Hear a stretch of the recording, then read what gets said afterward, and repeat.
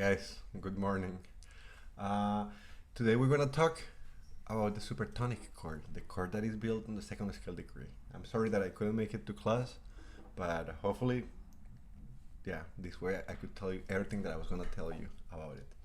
So check it out. In this class, we talk a lot about tonal music, and especially tonal music in the way that the music from the common practice used it, or tonal harmony in the way that the music from the common practice, those written in Europe in between the 1650s and the end of the 1800s, used it, right? So here's the thing. In order to understand how tonal harmony works, we need to understand how is it that chords relate to each other and to the tonic of the key that we're in, right? And that's exactly what we've been doing. We've been working a lot with the tonic chord. For example, if we are, let me show you this.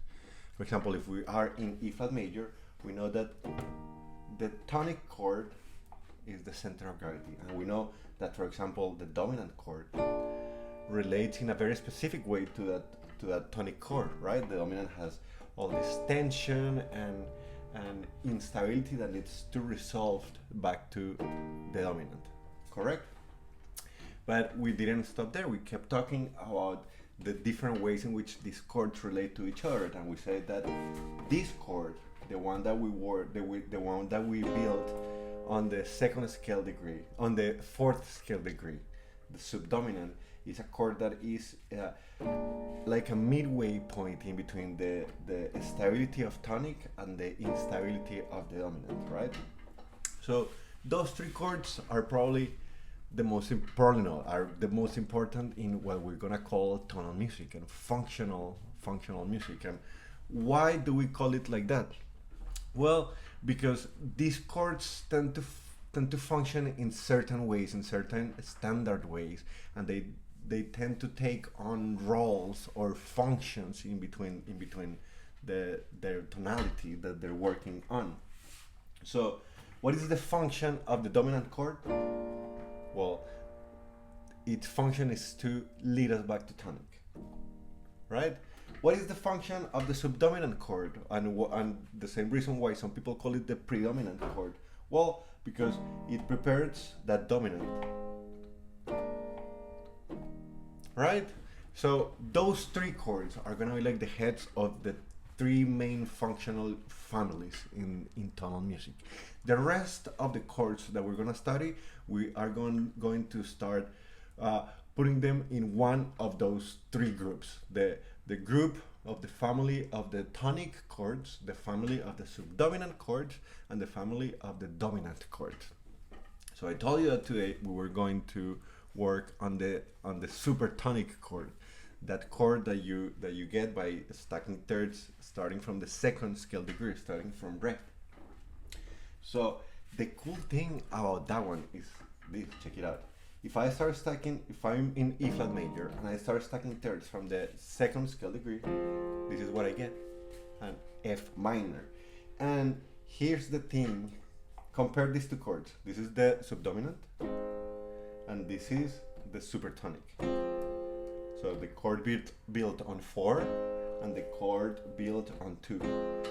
You see how similar they are? They have these two notes in common, the A flat and the C. So something to notice. Plus, if we start building a chord starting on the supertonic, but we add a 7, well, check it out. First, we have a minor 7 chord, but this F minor 7 chord, it contains all the notes of the A flat 7, of the A flat chord, of the 4 chord. So the 4, what I'm trying to say is that the 4 chord and the 2/7 chords have a lot of pitches in common, and that is the first thing that I want you to know today. In tonal music, the more pitches in common that two chords have, the more that they tend to behave like each other, the more that they tend to take on the role of each other. So that is exactly why we're gonna say that the supertonic chord is one of the chords that is part of the subdominant family, what other people also call the predominant family. So what does that mean? That they can exchange for each other anytime where I any place where I would usually use a 4 chord, I can instead use a 2 chord now, and I'm gonna have a different sound, but that relates to the same function of the 4 chord. So, for example, we've been saying that a lot of times we use the 4 chord as a link in between the tonic and the dominant, right? So I can play this.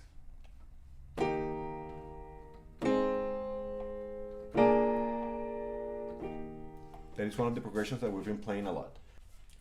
Tonic, subdominant, dominant, and back to tonic. That helps us tell that narrative that tonal music can that story that tonal music can play, and that is based on stability and instability, on tension and relaxation, right? Well, it so happens that since 2 is very similar to 4, I can, instead of play 4 there, I can play the 2 chord. So check it out. I can do this.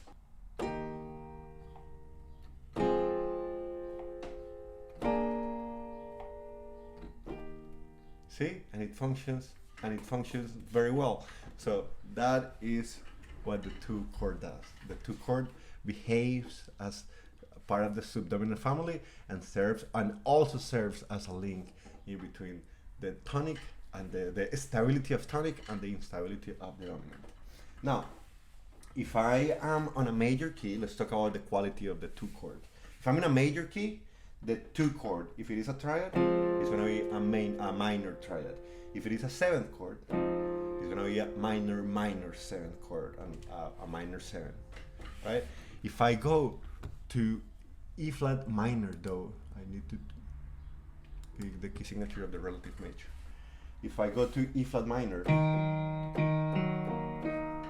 the 2 chord, which means the chord that happens if I start stacking thirds from the 2nd scale degree, check it out, it has a diminished 5th. So if I use the triad is a diminished triad, and if I add the 7th, it is a half diminished 7th chord. So it has a diminished triad and a minor 7th on top. So now you know all the qualities of the 2 chords in both major and minor keys. Going further, there's a couple of considerations of conventions in that happen in the way that tonal music from the common practice used these 2 chords. So first, let me tell you something. When this music uses a chord from the subdominant family, let's say that it can use 4 or 2, a lot of times 2 wins over 4. They use 2 more often than 4. And why is that? Well, let me show you something. If I have tonic and I go to subdominant, and then I want to go to the dominant, since the subdominant and the dominant, the 4 and 5 chords, are only a second apart and very close together, they lend each other, or it's very easy to have parallelism in here, to have this kind of parallel perfect fifths or parallel octaves, and you can hear it here, right? So in order to avoid this struggle of having to think really hard to how to avoid those parallelism between those 2 chords, composers a lot of times decide to, instead of doing that, then decide to use the 2 chord instead. So that's the first thing. 2 or 2/7 is found a lot more than 4 in tonal music, in common practice music. Another consideration to have in mind is that since the idea of the supertonic chord, of this 2 chord, is that it sounds very similar to the subdominant, right? They do this. A lot of times we're gonna find that 2nd chord, that 2 chord, so in this case an F minor, in its first inversion, like this. And why is that? Well, look at it. This is the 4 chord, and this is the 2 chord in first inversion. is pretty much the same. The only thing that changes is this note, right? So in order to make it sound more, look more, function more like the subdominant chord, a lot of times we're gonna find the 2 chord on its first inversion as a triad or as a 7 chord. As a 7 chord, for example, this program doesn't even recognize it as an F minor 7 in third inversion, in second inversion. Oh my god! As an F minor 7 in first inversion, it recognizes it as an A flat major chord with an added 6, which is kind of, you could look at it that way, and other traditions of music would explain it like that, in fact. But the important thing is that a lot of times when we find the 2 chord, even whether it is on a triad or as a 7th chord, we are gonna find it in first inversion. Now, talking a little more about part writing. When we have a 7 chord that is inverted, well, we have 4 voices and we don't need to double anything. But when we find that 2 chord in its triad form, so like this, but we need to double one of the voices because we have 4 voices, a lot of the times we are gonna double the third. The third is on the bass right here, right now, right? I'm playing an F minor chord, but A flat is on the bass. So instead of doubling this F, what those composers would do would be double the third, double that A flat. And why? Again, because this 2 chord is replacing for the subdominant, for that A flat major. And again, look at the difference. If you double the third on the F minor, it looks a lot more like the kind of chord that you would have when you double the root on the subdominant chord. So that is another one. I think that's it. Let me give you the last thing that you need to learn about the 2 chord is this. We need to, since we're gonna start using 7s in that 2-6-5, for example, there was a 7 there. We need to make an update to our great rules of part writing. The very first one is that when 5 or 5-7 go to 1, Fa goes to mi or me, and Ti goes to do. We know that one. But check it out. This is the second one, number 2. Check it out. The 7th of a chord resolves down by a step or holds until it can. We were already kind of following that rule because when 5-7, for example, goes to 1, the 7th of that dominant chord is Fa. So always Fa goes to mi. So that means that the 7th of the chord was already resolving down by a step. So let's see that rule in action. Here I have my tonic chord, and then I'm gonna go to my supertonic supertonic 7th in first inversion. There you go. So here I have my 2 chord. Here's the root.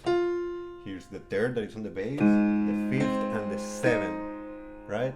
So check it out. This E flat, which is the 7th of this chord, I need to resolve it down by a step. So I need to see, is the next chord that comes in this case is going to be the dominant chord, that B flat major. Does it have a note that would allow for this 7 to go down by a step, to resolve down by a step? And the answer is yes. This E flat can go to D, and now it's part of the B flat 7, which is the dominant 7 chord, and then it finally resolves. So that is that rule of part writing. In some chords, for example, if we go to a 1-6-4, that is an embellishment to that 5 chord, that 7 doesn't get to resolve to go down by a step immediately, so we hold it until it can, and we'll see examples like this in class. Guys, I think that's all I needed to tell you about the 2 chord for now. You're gonna have an exercise to work on this and turn in on a Wednesday, and I think that's it. I'll see you on class on Wednesday, and let me know if you have any questions. in the meantime. Bye bye.